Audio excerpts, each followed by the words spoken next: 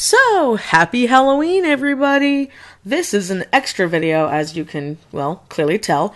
This is a commissioned video by Hooniemay. I hope I'm saying your username right. You guys know me and usernames. I'm not comfortable saying their real name, because I don't know if they want it out or not, but Hooniemay contacted me for my Chibi sale that I do every Halloween, and, sorry, my father-in-law was being silly. And it's of their two characters. I'm not even going to try to pronounce this because even though I'm pretty sure I know how they're said, I'm going to butcher it. So I'm going to have their names up in the corner. And that's the name of the characters. And Hoonie was super cute and actually wrote out little infos about the characters. And so I feel like I'll read that off first because I don't get these a lot. And when someone commissions me, I like knowing more about a character so I can kind of get an idea for them when I'm drawing them. And so I just thought it'd be fun. So the one in red, because they even put in parentheses next to the names which color they were. So the one in red is chaotic good, part cat folk, part human, easily distracted when something interests her. She will become fixated on it, and if it does not, she will ignore it entirely. Has good intentions and believes in doing the right thing, even if it isn't exactly legal. Can be unpredictable due to her over-emotional nature. Compassionate, will go without if it means something else won't have to. Tends to try to get others to laugh. Her main method is to put a bomb in her mouth and smiled wide to reveal it. I don't remember reading that the first time, huh? Is the definition of curiosity killed the cat. Will hiss if feeling threatened or annoyed. Her tail will puff up as well.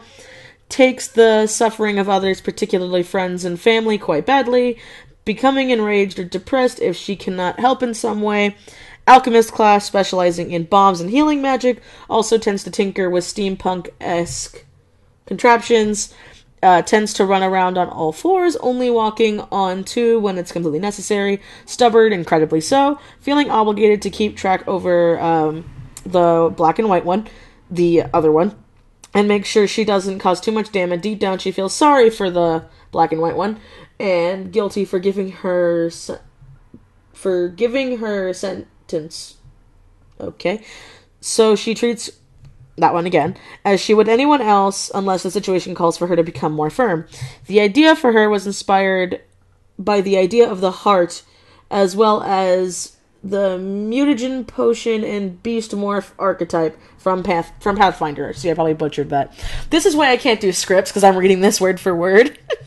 So hopefully I'm not butchering it, Hoonie. It's really cute and really helpful. I just suck at reading out loud things, but I still want to do it, so I'm gonna do it. Now, the black and white one is lawful evil, part wolf folk, part human. Began as the voice in the back of the red one's head, becoming stronger and more sentient the more the red one used alchemical potions on herself.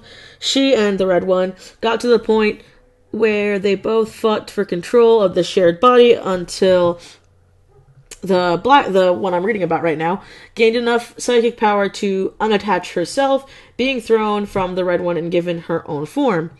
Values intelligence over emotions, tends to push down her own emotions. Psionic class, specialty in psionic blades and telekinesis. Apathetic towards the needs or problems of others if they don't affect her situation. If they do, then she only cares for how it affects her.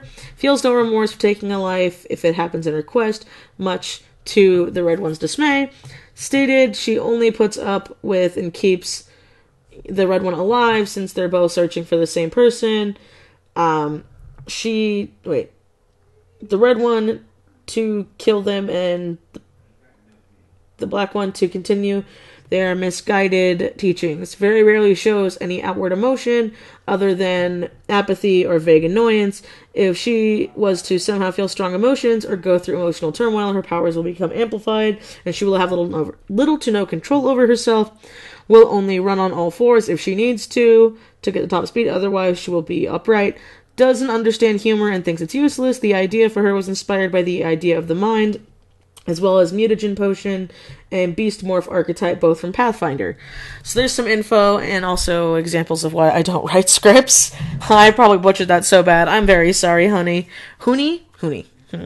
But I want to explain this commission real quick, because, oh boy, these chibis, this last batch, I think is cursed. They were all so much fun to do, but holy balls, man.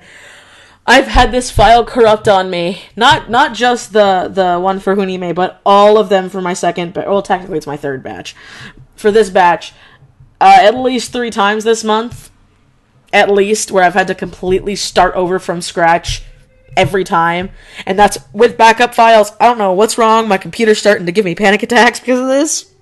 But I know Hoonie originally said they wanted Halloween-inspired outfits, but I really like the outfits you put them in. I really like the designs of these characters. I really, really do. And I wish I could have done them more justice, even if, like, their legs and stuff were going to show, because you might see it a little bit in the reference. They actually have, I think they're called, like, digiformal legs? I'm probably pronouncing it completely wrong. But they have these really neat legs on the references and really interesting body types that I really, really liked working with it, and I would love to do them in my normal style instead of a chibi style, because when I do chibis, I kind of keep the same leg shape for everything. Doesn't matter what it is. If it's a humanish person, you know? So, because of that, I feel like parts of their designs were lost, but I also love, and this is kind of like a weakness of mine, I love really, really big, stupidly outrageous tails like these characters had, so that was another big fun plus.